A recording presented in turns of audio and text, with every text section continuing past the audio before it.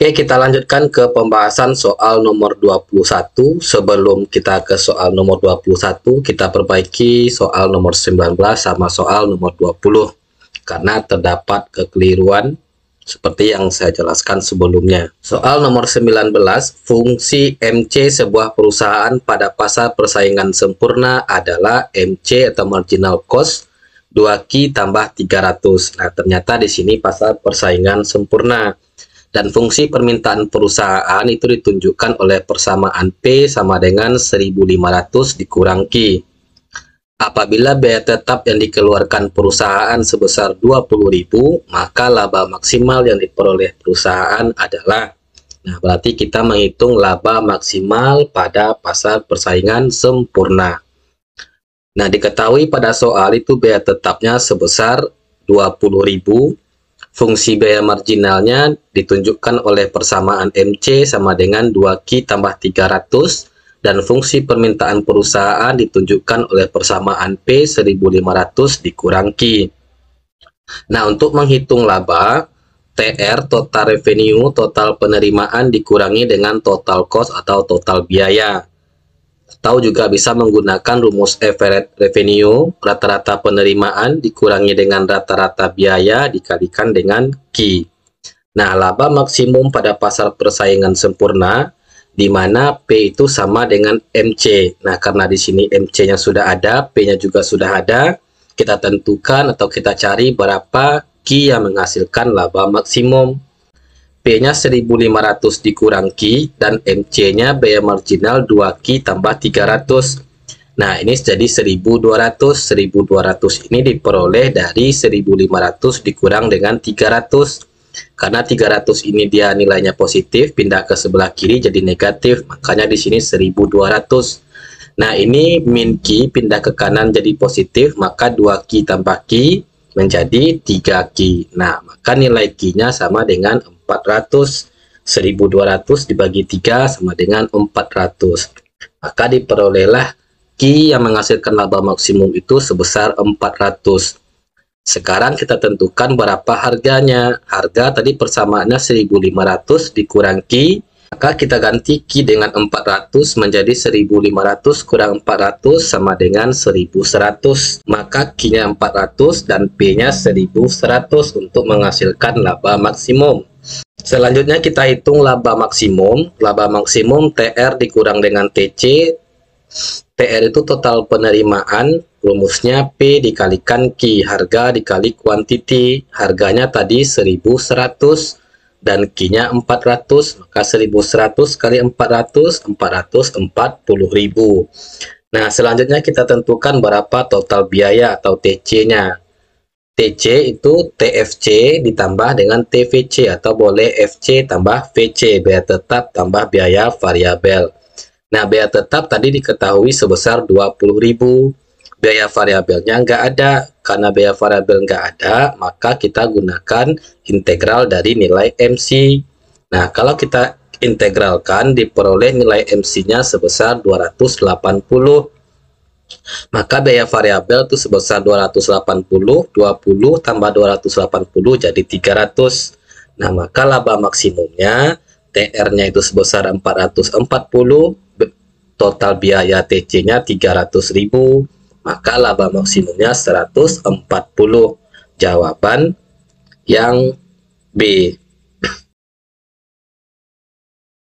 Soal nomor 20, perhatikan bukti transaksi berikut.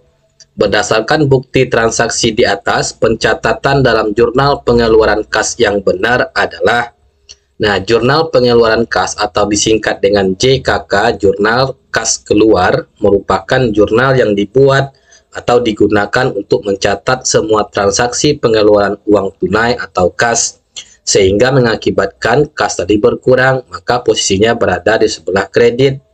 Jenis transaksi yang menyebabkan kas tadi berkurang adalah prive, pengambilan uang perusahaan untuk kepentingan pribadi. Terus ada pembelian secara tunai, ada retur penjualan, melunasi utang, dan membayar beban. Sekarang kita perhatikan notanya. Di sini yang membuat nota adalah Biro Perjalanan Agensi. Berarti Biro Perjalanan Agensi menerima uang sebesar 500.000 dari Tuan Komarudin. Maka Biro Agensi itu menerima pendapatan dan Tuan Komarudin melakukan pengeluaran. Maka kalau dicatat ke dalam jurnal pengeluaran kas, jawaban yang benar adalah yang B. Nah, pada opsi jawaban B itu posisi kas berada di sebelah kredit sesuai dengan aturan jurnal pengeluaran kas. Nah, bebannya berada di posisi debit. Ketika kita melakukan pengeluaran kas, maka kas kita berkurang. Kas berkurang posisinya di sebelah kredit. Beban ini posisinya di sebelah debit.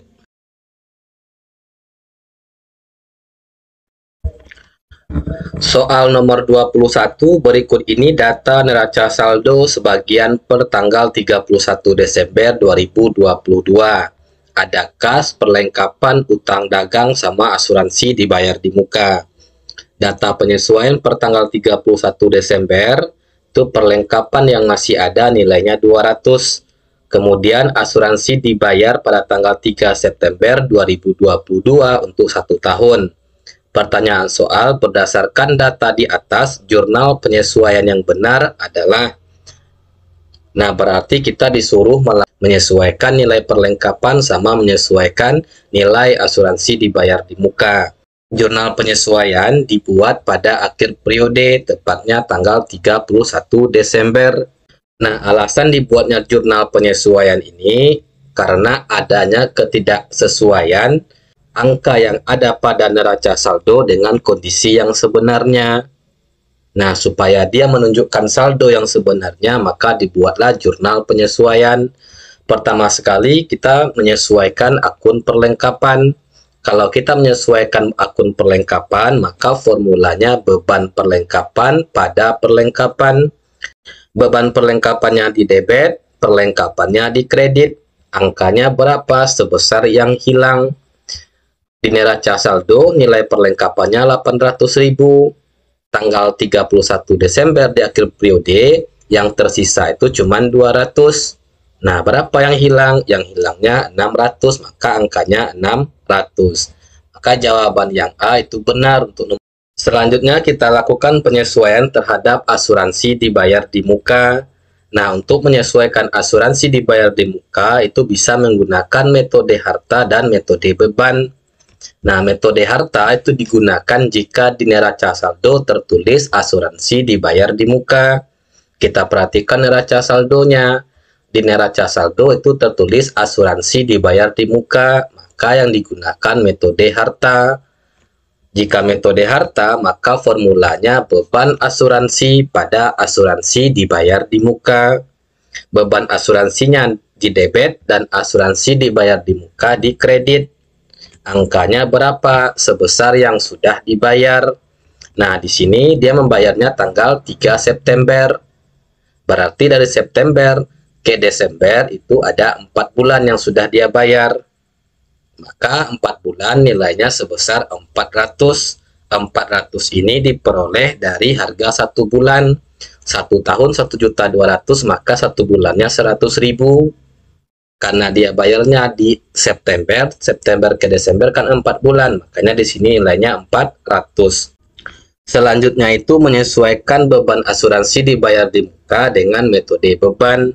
Metode beban itu digunakan jika di neraca saldo tertulis beban asuransi. Maka formulanya asuransi dibayar di muka pada beban asuransi. Asuransi dibayar di muka di debit, beban asuransi di kredit. Nilai atau angkanya berapa sebesar yang belum terjalani.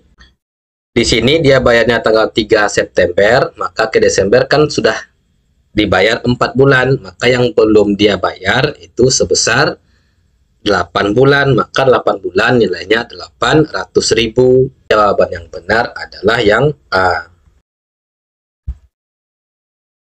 Soal nomor 22, pada tanggal 1 Januari 2022, nilai persediaan perusahaan dagang Sumber Makmur itu sebesar 1.500.000.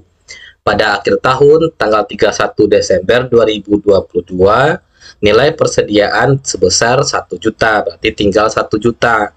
Selama 1 tahun, perusahaan dagang Sumber Makmur melakukan pembelian sebesar 2 juta. dan mengembalikan barang yang rusak sebesar 150.000. Berdasarkan data tersebut, harga pokok penjualan perusahaan dagang Sumber Makmur selama tahun 2022 adalah, nah berarti kita menghitung harga pokok penjualan atau HPP.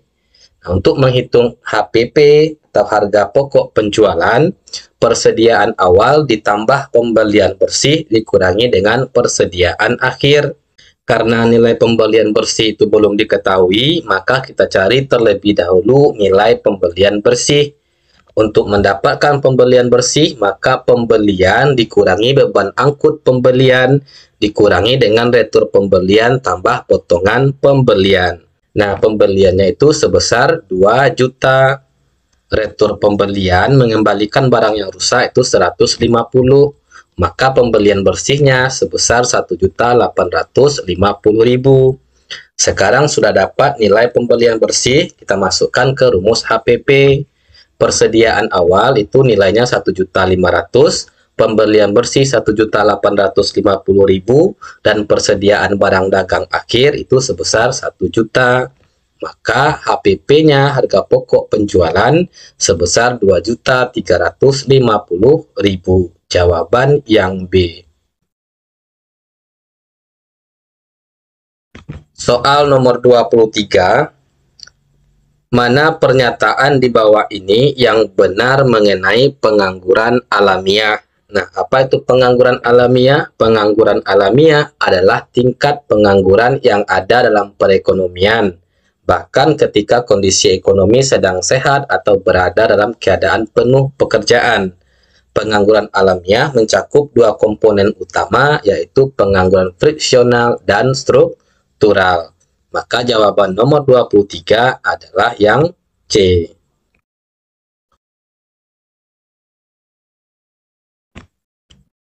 Soal nomor 24, perhatikan kutipan ayat Al-Quran berikut. Nah, ini merupakan Quran Surat An-Nisa ayat 9, dan hendaklah takut kepada Allah orang-orang yang sekiranya mereka meninggalkan keturunan yang lemah di belakang mereka, yang mereka khawatir terhadap kesejahteraannya.